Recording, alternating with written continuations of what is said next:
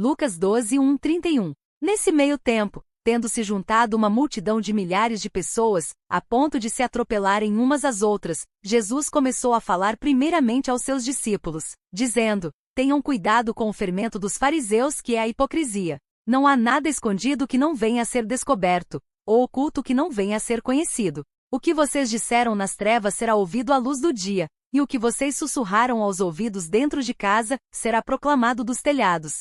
Eu lhes digo, meus amigos, não tenham medo dos que matam o corpo e depois nada mais podem fazer. Mas eu lhes mostrarei a quem vocês devem temer. Temam aquele que, depois de matar o corpo, tem poder para lançar no inferno. Sim, eu lhes digo, esse vocês devem temer. Não se vendem 5 pardais por 2 moedinhas? Contudo, nenhum deles é esquecido por Deus.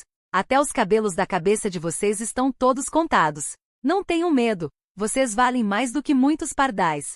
Eu lhes digo, quem me confessar diante dos homens, também o Filho do Homem o confessará diante dos anjos de Deus. Mas aquele que me negar diante dos homens será negado diante dos anjos de Deus. Todo aquele que disser uma palavra contra o Filho do Homem será perdoado, mas quem blasfemar contra o Espírito Santo não será perdoado. Quando vocês forem levados às sinagogas e diante dos governantes e das autoridades, não se preocupem com a forma pela qual se defenderão, ou com o que dirão, pois naquela hora o Espírito Santo lhes ensinará o que devem dizer. Alguém da multidão lhe disse: Mestre, dize a meu irmão que divida a herança comigo. Respondeu Jesus: Homem, quem me designou juiz ou árbitro entre vocês? Então lhes disse: Cuidado! Fiquem de sobreaviso contra todo tipo de ganância. A vida de um homem não consiste na quantidade dos seus bens. Então lhes contou esta parábola: a terra de certo homem rico produziu muito bem. Ele pensou consigo mesmo: o que vou fazer? Não tenho onde armazenar minha colheita.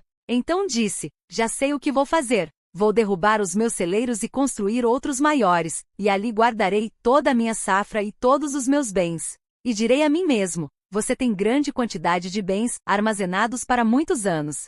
Descanse, coma, beba e alegre-se. Contudo, Deus lhe disse: insensato. Esta mesma noite a sua vida lhe será exigida. Então, quem ficará com o que você preparou? Assim acontece com quem guarda para si riquezas, mas não é rico para com Deus.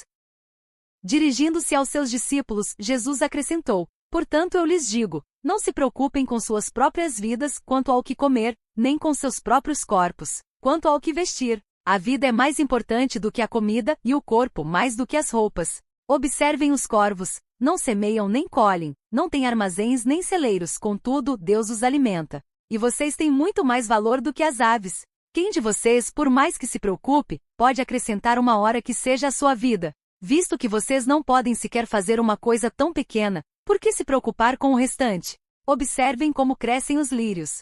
Eles não trabalham nem tecem. Contudo, eu lhes digo que nem Salomão, em todo o seu esplendor, vestiu-se como um deles. Se Deus veste assim a erva do campo, que hoje existe e amanhã é lançada ao fogo, quanto mais vestirá vocês, homens de pequena fé. Não busquem ansiosamente o que hão de comer ou beber, não se preocupem com isso. Pois o mundo pagão é que corre atrás dessas coisas, mas o Pai sabe que vocês precisam delas. Busquem, pois, o reino de Deus, e essas coisas lhes serão acrescentadas. Aprendizado. Esse trecho, Lucas 12 versículos 1-31, tem 3 temas fortes: cuidado com a hipocrisia, não temer os homens e confiar em Deus em vez de viver ansioso.